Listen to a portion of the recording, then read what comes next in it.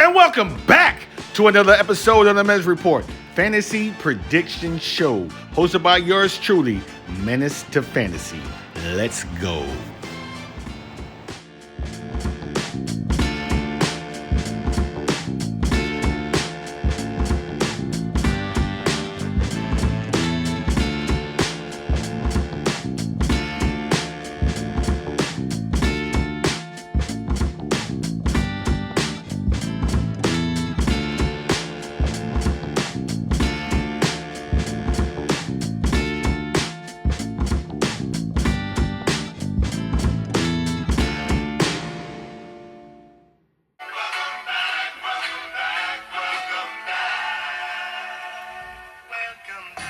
And welcome back to another episode of the Menace Report, Fantasy Prediction Show. Welcome back, ladies and gentlemen. Woo! Welcome back. I had to hit you. All right. Good Thursday morning, Fantasyland. It's your boy Menace coming back in with a second video of the week. Now, if everything goes as planned, I will be dropping a third video Sunday after I have received all the remaining keepers. And that will be my show, just going over everybody's keeper. I know you can see, obviously, and I put it in chat who's what, but I need content, and that will be my next video. Everybody's keeper. So, before I get into today's topic, I'm going to go over, once again, some NFL updates. Now, we always getting updates every day. And no, I'm not Adam Schefter. I know you guys know this, but I'm going to say it anyways. First one, because just on Tuesday, I was talking about this young man being washed.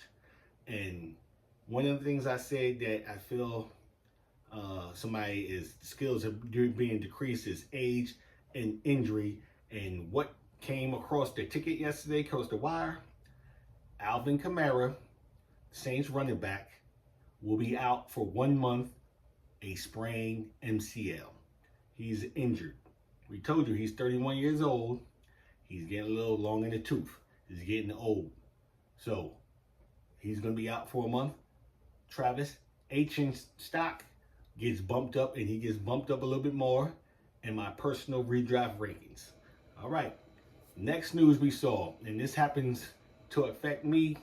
I got a little leery when I saw his name go across, but once I read into it, did a little homework, I'm easy. Tyler Warren left practice early yesterday with groin tightness. He came back to the practice to the sideline, still in uniform, just without his helmet. So I'm going to say he's probably day-to-day. He'll be back. They'll be careful with Warren, because they got big plans for this young man. And the last update, which is some big updates, and it's crazy because I was talking about this young man in my late round wide receivers. Jaden Higgins of the Houston Texans is done for the season. He tore his ACL. Feel bad for the young man because this was year 2, and I was expecting some big things out of him at a year 2. So Jaden Higgins is on the shelf for the season. All right, I got the NFL updates out the way. I have no beer updates. And before I get over to my show, I just want to say to my big brother, Thaddy I apologize. My bad. Wasn't done on purpose. It's over. Let's keep it moving. All right. What we're going to do today, we're going to talk about you're on the clock. Because there's 14 GMs in beers.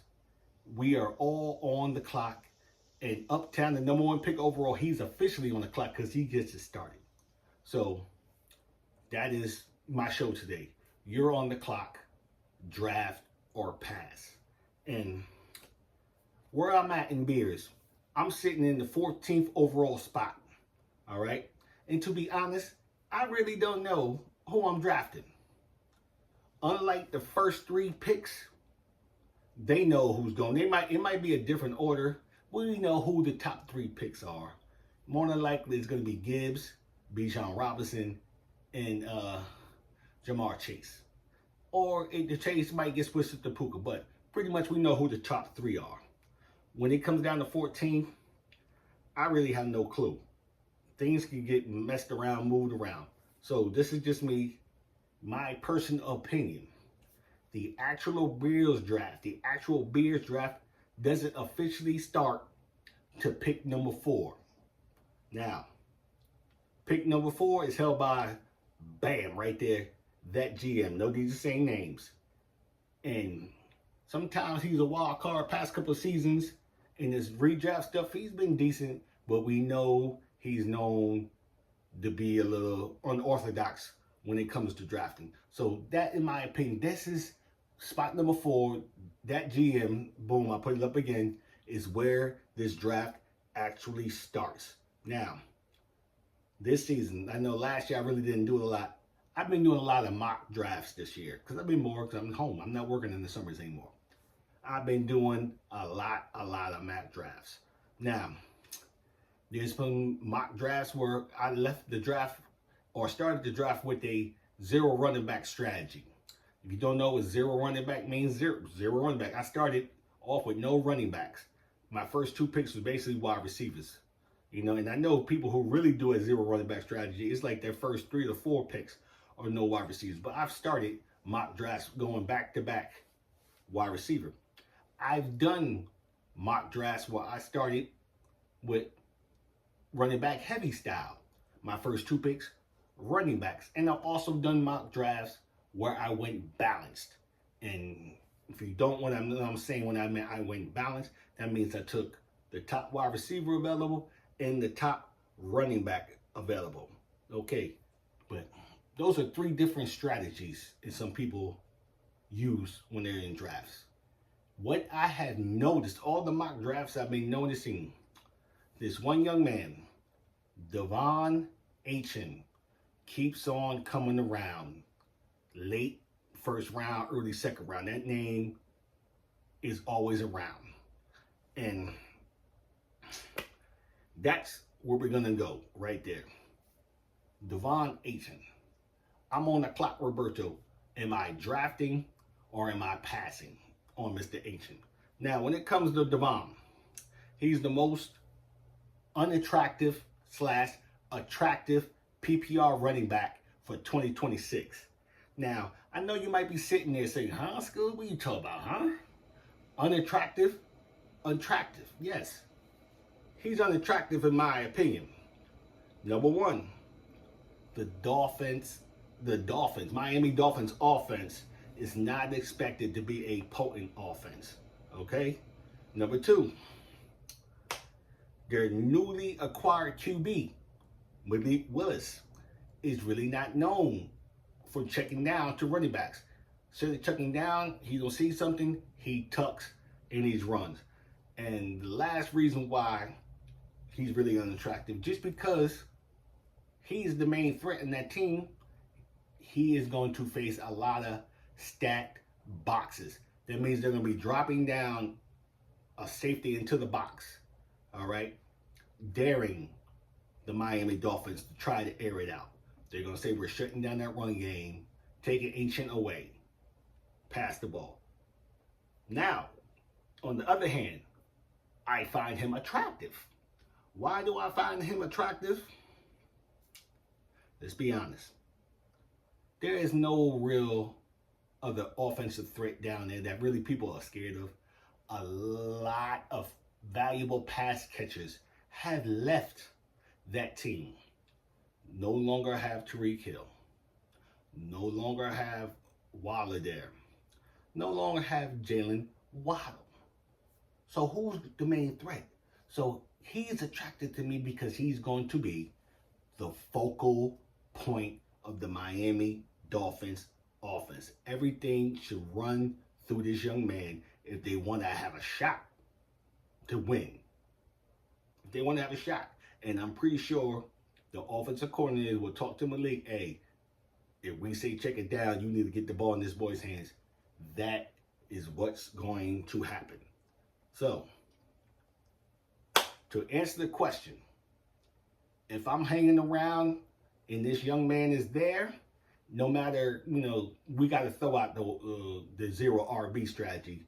But if he's there, and if I'm either going running back heavy strategy or I'm going balanced strategy, and if this young man is there, I would definitely pull the trigger and draft Devon Achane onto Team Menace. Now, the reason why I would definitely draft this one. Number one, we all know he's an elite PPR running back. The receptions is crazy upside. Now, he has averaged at least 60 receptions in the last 2 seasons. He's averaged 60 receptions in the last 2 seasons. You know you're getting 60. Giving him a much higher weekly floor than any other running back when he's pulling in, you know he's a part of this receiving game. That bumps up his weekly floor. I love it. Okay? 2, big play ability. He's one of the most explosive running backs. Even if the rushing volume is not there, there's going to be a lot of games where the game strip, the Miami Dolphins are down and rushing the ball doesn't make sense. Even if the rushing volume is low, isn't massive, he can turn a handful of touches into a huge fantasy day. Big playability. He can take that ball maybe off 8 to 10 carries. All he has to do is break one for 75 and score, and you have a lovely day. You have a lovely day. Next one. The reason why I find him attractive. Potential workhorse rail in the Miami offense. Like I said, he is the focal point of the offense. He is the offense. 4, the TD upside. He has scored 11 TDs in his first 3 seasons. Each out of the first 3 seasons, he scored 11 TDs. He knows how to get in the end zone. Now, I know Mike McDaniels is no longer there. All right. And the TDs might go down, but we know he's going to be used. He's going to score. He might not get 11. I'm going to say maybe 7 to 8 touchdowns. I'll take it. Number 5, he has a huge target opportunity. The Dolphins, like I said, are missing a lot of wide receivers. They're missing a lot of talent. Somebody has to be the beneficiary of the offense. Malik Willis is going to have to force the ball to somebody. Somebody's going to touch it. And if I'm Malik, I'm going to make sure one of my best weapons is going to touch the ball. Number 6, he has an excellent PPR profile projection. I didn't make these projections. I'm not going to tell you what, but some of these projections are lovely. They have him for 1,190 rushing yards, 65 receptions, 490 receiving yards. Okay? He's the true definition of a dual threat. He is. And number 7, the main reason why I would definitely draft Devon Achane. He has top 5 upside. If you look at his numbers in the past stats, Devon Achane has upside. I feel the only reason why he's not top 7 or top 5 right now is because Miami's offense is not really looked at as a high-powered offense. A lot of people are going to be like, oh, the Dolphins are going to suck. I just see that there's so much opportunity for this young man to step up and outperform his ADP. Now, I'm not going to put it on the wall and say, oh, he's finishing here, but he has a strong possibility of finishing top 5 just because of his dual threat ability. So, the bottom line is, Devon Achane's biggest selling point is that he doesn't need 20 touches to win your week. His rushing efficiency, plus his reception efficiency, plus his TD upside makes him capable of putting up elite RB1 numbers. So, yes, I'm on the clock, and yes, if he's available, I would draft him. I would get him.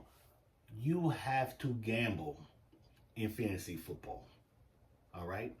And it starts with the draft. You just can't be safe, or you just can't go chalk all the time. Sometimes you have to think outside the box and you have to take risk. The same way is, I know I'm not the best negotiator or the best trader, but I know I'm going to have to make at least 1 or 2 trades to be successful. And that's the formula I've been using in the past that has helped me win some championships. So, folks, let's end this correctly. I don't want to hold you.